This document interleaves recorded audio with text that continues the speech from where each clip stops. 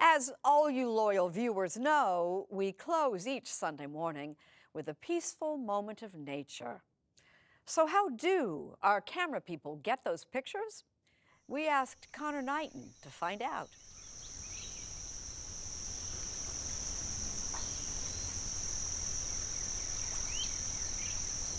The sun has just barely come up, You see the egret up on the right? but photographer Scott Miller is already out on the lake with his camera. This is church. Miller will eventually spend all day in this Cathedral of Cypress, winding around Caddo Lake in East Texas, shooting great egrets Can you go into these at the right here that are backlit?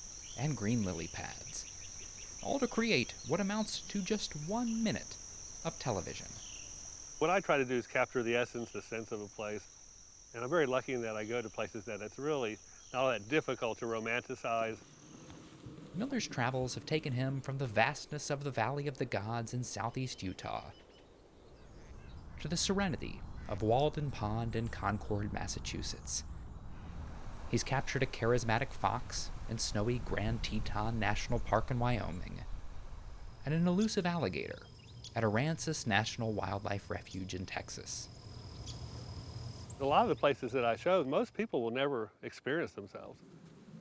I pinch myself sometimes. It's very special. Miller is part of a network of photographers spread out all across the country who capture our moments of nature. A 27-hour drive away in northwest Nevada, Derek Reich is on the hunt for some desert bighorn sheep. And obviously, because we have come to record him, Where are you guys? trying to record them, he has not been finding too many. Until finally, a family appears. Listen closely. When you first got out and saw them up here, we were listening to your mic on our audio setup. And your heart was beating so fast that we could hear it. Seriously? Yeah. Is there an excitement for you? Yeah, there's always an excitement.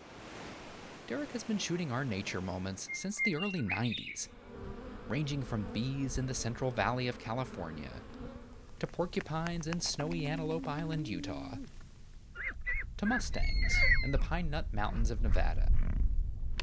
Look at that little guy. Sometimes his favorite subject is what you can't see. He once spent an afternoon recording wind at Canyonlands National Park. When you just stop and listen, it's amazing what you'll hear. Ever since their debut in 1979, We thought you might like a couple of minutes of silence now. It's a silence interrupted only by the cries of birds. the segments have avoided showcasing any people, man-made structures, or man-made sound. That's looking at us. But Reich says those places are getting harder and harder to find. I was thinking back on the ones I've done in the past and how much more difficult it is to not have a jet flying overhead or not have a leaf blower firing up down the street or a traffic going by. And that's just the state of our natural world today. If you did away with it, what do you think the Oh, fallout people would be? riot. When I meet people and tell them what I do for a living, oh, that's the show that's got the nature at the end of it. See, that makes me happy. It tells me that there's some hope, that people feel strongly about this stuff. For any television reporter, it is more than a little humbling to find out that the most beloved part of our show is the moment that doesn't show a single person. But really, how could I ever compete with this? We leave you this Sunday morning at Caddo Lake in East Texas.